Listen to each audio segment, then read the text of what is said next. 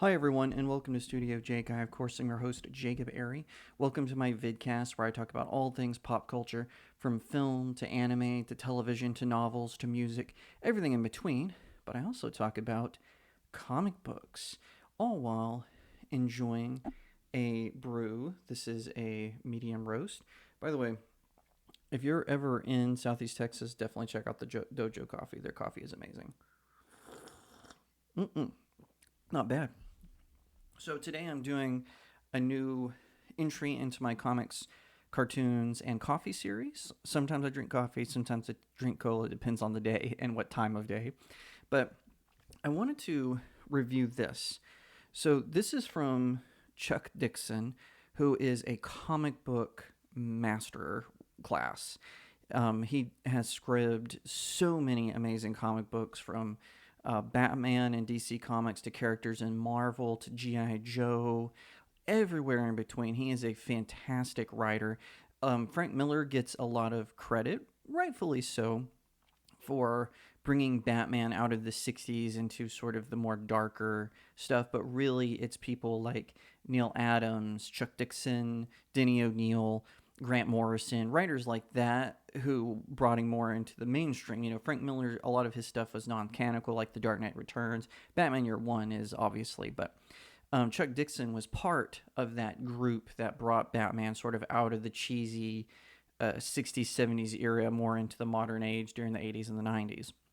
One of the things he also worked on, besides DC and Marvel, was he also did Star Wars stuff. Everyone knows I love his General Grievous miniseries, but he also did this Transformers Heart of Steel. It was later reprinted under the Transformers Evolutions banner, but this is from IDW Comics back when they still cared about Transformers more than they do about impressing social media weirdos. But anyway, it is a fantastic story. I'm going to take another sip.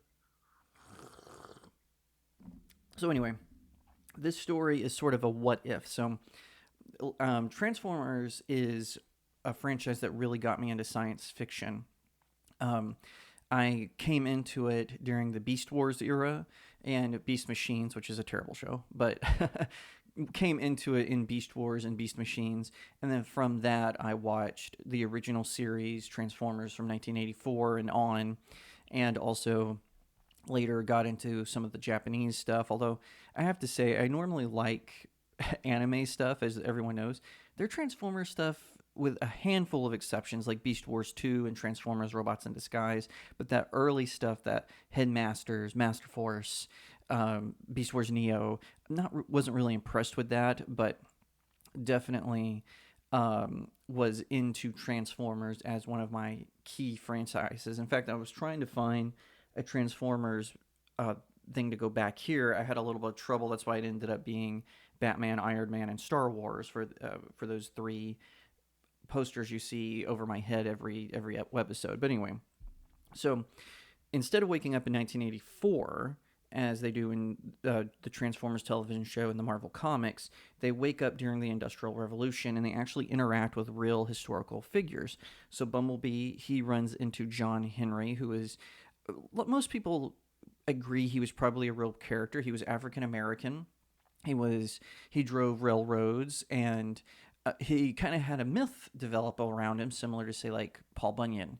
And he is a main character in this story. He interacts with Bumblebee in it. And now this is the cover of the graphic novel. If you get a chance to find this, definitely pick it up. I found this at some random used bookstore in the Phoenix, Arizona area, and I never looked back.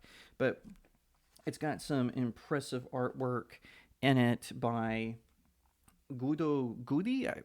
I'm so sorry if I'm mispronouncing that. Someone please correct me in the comments if I'm mispronouncing that. No disrespect to this amazing artist, but his illustrations are fantastic. I'm not going to flip through the comic books. I don't want to give you any spoilers, but they have like this in the back. They have like a cover gallery. Look at this. This is incredible.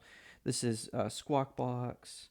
We've got, I think that's Starscream. I can't. This is definitely Starscream in the black and white one. Ratchet is instead of cars, they're trains. So Bumblebee changes into kind of a small locomotive engine, and Starscream is is a biplane instead of a jet plane. It's stuff like that. And in this one, Optimus Prime and Megatron are absent. Optimus Prime is in stasis lock, and Megatron is powered down. So Bumblebee is leading the Autobots, Starscream is leading the Decepticons. It's a fantastic read. I highly recommend it. Here's Bumblebee and John Henry on the back cover. So when did I'm having trouble remembering when this first came out. So bear with me for a second. Let's see. This first came out in 2015. So just or this is when this reprint came out. When did it actually come out? Let's check it out.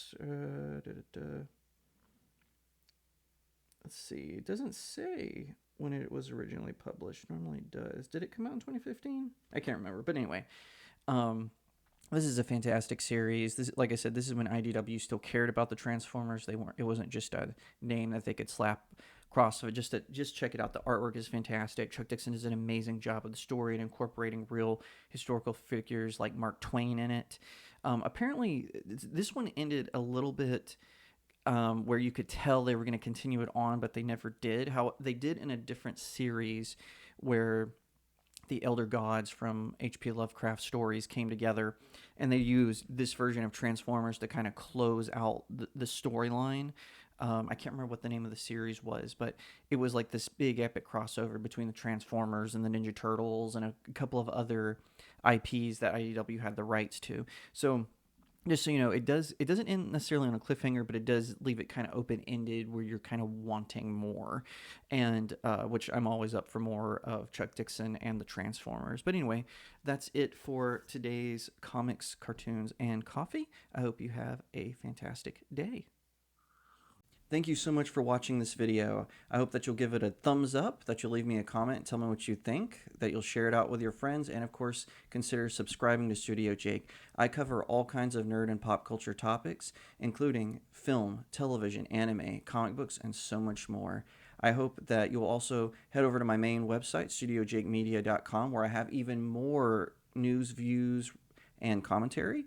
Also, if you'd like to support the channel, head over to my locals page. That's studiojakemedia.locals.com. It's the best way to support me. I'm trying to build a little community there.